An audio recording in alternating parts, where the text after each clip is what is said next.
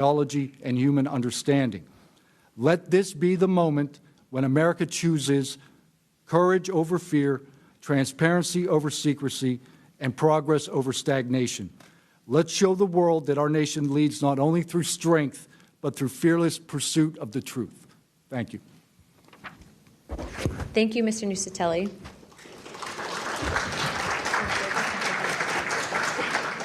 He's not on here. I now recognize Chief Wiggins for his opening statement.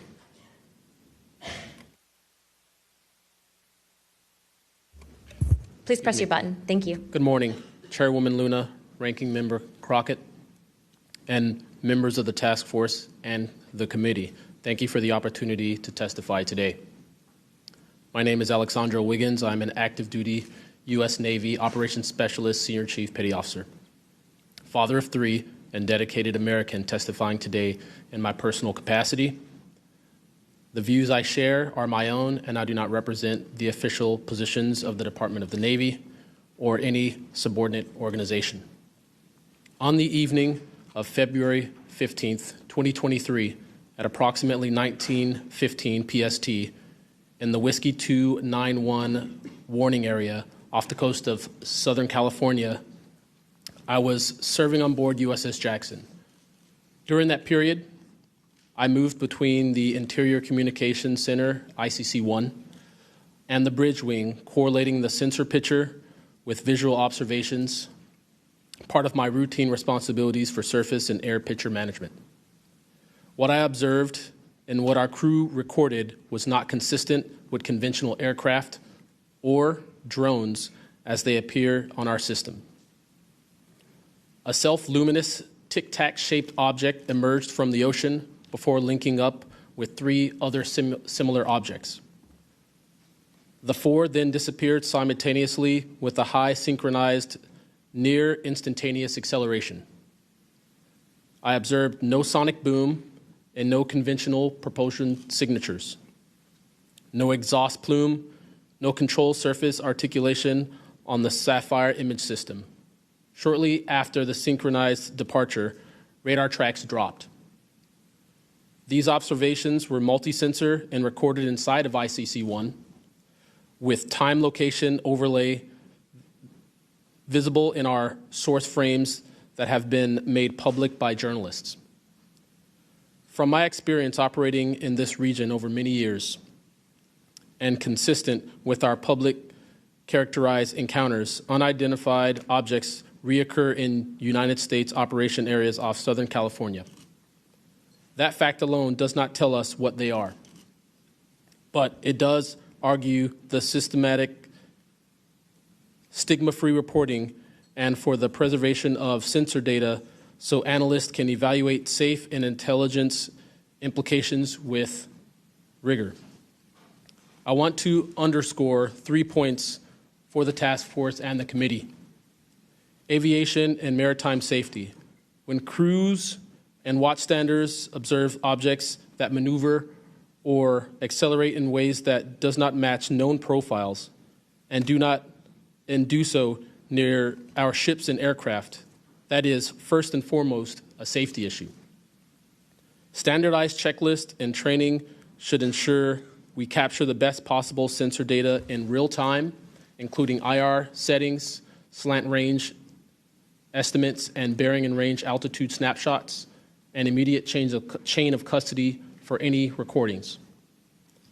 Reporting without stigma, protection without retribution. Sailors need to know that reporting UAP encounters will not harm their careers. Congress can help by reinforcing witness protection and by directing the relevant office to maintain confidential, destigmatized channels for service members who step forward with data. Declassification and transparency where possible. The task force declassification mission is directly relevant here. Where operational security permits releasing metadata preserved sensor excerpts or at least technical summaries would improve public trust and accelerate outside scientific scrutiny. That includes, when feasible, the time geo-reference IR frames and radar parameters needed for independent analysis. To be clear, I am not here to make claims beyond my lane. I am here to provide a firsthand account of what I saw, what our systems recorded, and why it matters for safety, for intelligence, and public confidence. My request to you is practical. Help us capture, protect, fairly evaluate the evidence, and provide a safe pathway for those in uniform to report it. In closing, I want to thank the committee and the task force for holding this hearing and for placing this discussion in a forum where evidence can be examined carefully and openly. I appreciate your attention and stand ready to answer your questions. Thank you. Thank you, Chief.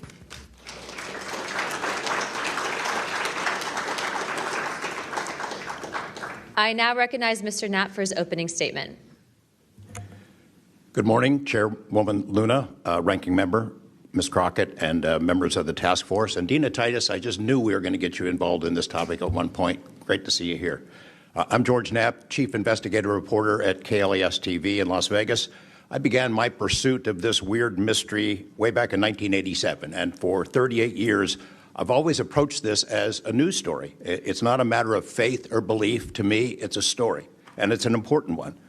I'm proud to be here alongside these witnesses today, men who have seen strange things and stepped forward to tell the world about it. Whistleblowers and witnesses who step up are routinely insulted, belittled, or worse. They risk their reputations, their careers, their clearances, their livelihoods, and sometimes much more than that, even their freedom. I know that one of the goals of the task force here is to figure out ways to protect whistleblowers and witnesses, and it's a tall order because so many of the things that happen to witnesses like these are extra-legal. They're carried out by persons unknown, as Mr. Dave Grush, sitting up at the top of the room, knows all too well, including events in recent days that have happened to him. I want to share a couple of things that I've learned along the way on this long journey, and I submitted most of that in written form because I estimate that my statement here today would take about 4.5 hours. So I'm going to try to jump over and touch on the more important salient points. I submitted a detailed written statement for the record, and we'll go into a lot of that here. But the public has been told over and over since the late 40s, there's nothing to worry about here. These mysterious craft seen by millions of people in the skies, in the oceans, over the land are not real. They're not a threat. The witnesses are wrong. They're crackpots. Don't believe it.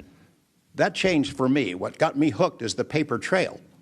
Documents that were squeezed out of the U.S. government after the FOIA, Freedom of Information Act, became the law of the land. And those documents paint a much different picture than what the public, the press, and Congress have been told over many years. The documents from military and intelligence personnel behind closed doors admit that, quote, these things are real. They're not fictitious. They can fly in formation. They're evasive, and they outperform any aircraft known to exist, including ours. The public, of course, as I said, has been told something much different.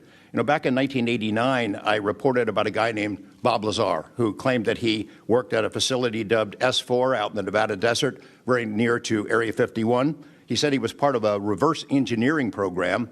He said there are alien craft that would be taken apart to figure out how they operated out there, and that was a pretty tall order. I had clearly taken a dive into the deep end of the pool there. But in the years since then, I've interviewed dozens of other people, and I've detailed what their testimony has been in the written statement. They include Senator Harry Reid, Senator Howard Cannon, also of Nevada, a guy named Al O'Donnell, who was the first general manager of EG&G in Nevada, which managed the Nevada test site, which blew up hundreds of nuclear weapons.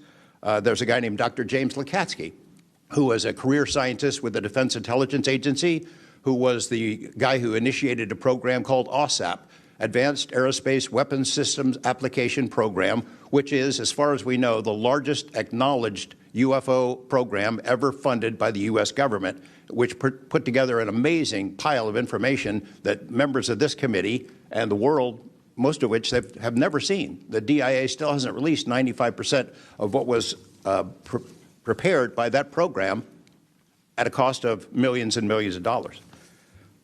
The one name I do want to bring up in this session, though, is Robert Bigelow. So looking into the idea of crash retrievals and reverse engineering, while OSAP, that program, was active, the DIA's contractor, Robert Bigelow of Las Vegas, made a bold attempt to acquire physical proof of UFO crashes.